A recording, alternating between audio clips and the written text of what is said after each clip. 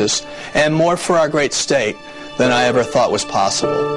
Rhode Island, thank you.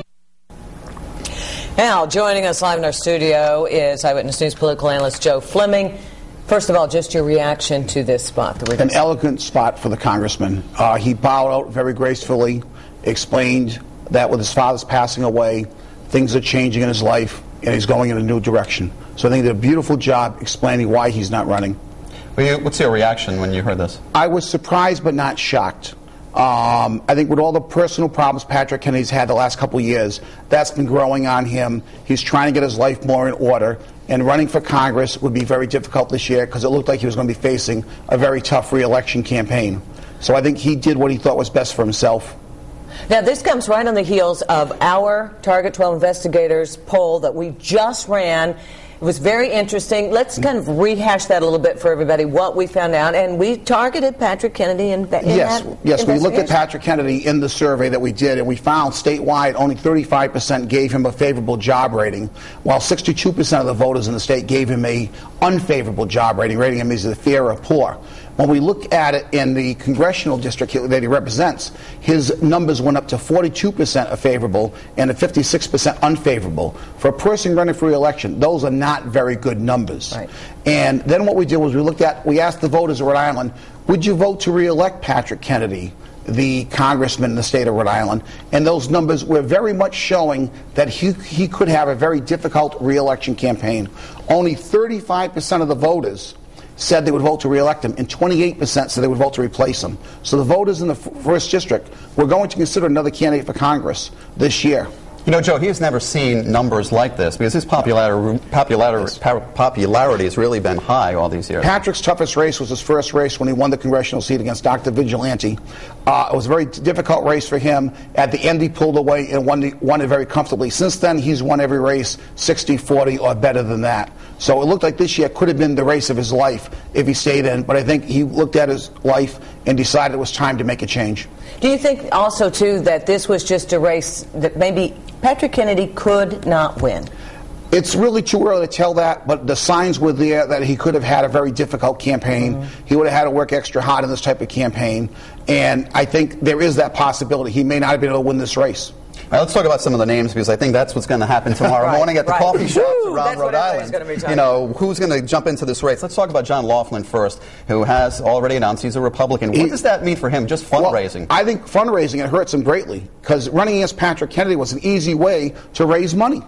You mentioned the Kennedy name, money comes in. Now, I think his fundraising is going to dry up quite a bit. I think it's going to be a lot harder for him to raise money for this race because people think it's more of a safe Democratic seat. Now, who's going to enter on, and we're going to probably have a huge Democratic primary? Not necessarily. It could come down to one or two people. Really? It may start off early with a lot of people. Name I'm hearing is Bill Lynch, the Democratic Party chairman, that he's very seriously considering running. I think the first sign, if he's going to run, would be he would give up the Democratic Party chairmanship. Okay. So I think over the next couple of days, we got to look to see if he gives that chairmanship up. If he does, that's a good sign he's going to run. Look at David Cicilline, mayor of Providence. He may decide to get into the race at this point. And we also have John Breen, the state representative from Woonsocket, who's talked about it. The mayor of Cumberland, Dan McKee, who's built up a statewide recognition with his fighting of the governor for funding for local city and towns. There's a lot of possible Democrats, plus you got the moderate party who may end up coming up with a candidate for that race also. What kind of problems with maybe two Lynches in the race? You know, one for governor and now one for Congress? That could be a problem. The voters could get confused there, or the voters might say, wait a minute, I'm not going to vote for two people from the same family, two brothers. That could be a problem for both of them as the campaign goes on. We don't know that right now. Then again, people will do polling to find out if that would have an impact if two run. Now, how quickly do they have to file? How to make this decision and get busy? They got plenty of time. The filing date is not to June 28th. The filing date starts in Rhode Island. So they have another 3 or 4 months before they have to make that final decision. However, if you want to run for Congress, you need to start right now. You have to raise money quickly. Yeah. You have to build an organization. You have to get people in place. You have to get that momentum early on because Bill Lynch is fairly well known. David Cicilline is well known, but they're not household names everywhere. So they have to keep building that name recognition up even more and more. Are you talking about household names? What about Buddy Cianci?